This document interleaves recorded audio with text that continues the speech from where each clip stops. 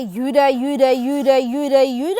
Direk may binuking kay Donnie patungkol sa mga eksena nila sa Batanes.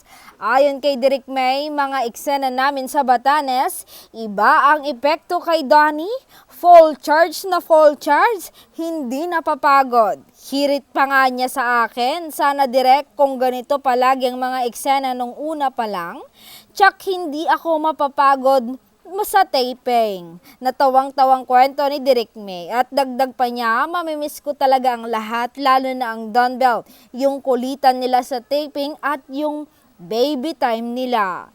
Sepangs is real.